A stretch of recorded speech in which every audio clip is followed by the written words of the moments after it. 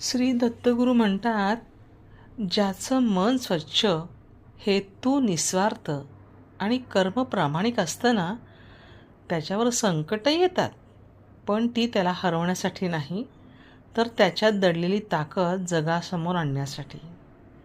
श्री दत्तगुरूंच्या दरबारात उशीर नक्कीच होऊ शकतो, पण अन्याय कधीच होत नाही. प्रत्येक अश्रू, प्रत्येक वेदना आणि प्रत्येक निशब्द प्रार्थना त्यांच्या चरणी पोहोचतेच. लोकांचे शब्द, टीका, गैरसमज किंवा आयुष्यातील कठीण प्रसंग यांना घाबरून जाऊ नका. हे प्रसंग तुम्हाला मोडण्यासाठी नसतातच मुळी, तर अधिक सक्षम, संयमी आणि तेजस्वी घडवण्यासाठी असतात.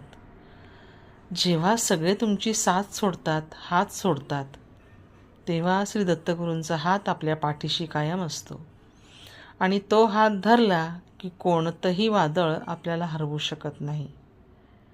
म्हणून श्रद्धा जपा, संयम ठेवा, कर्म करत राहा. योग्य वेळ आली की श्री दत्तगुरू तुमच्या प्रत्येक अश्रूंचं आनंदात रूपांतर करतील. श्री गुरुदेव दत्त.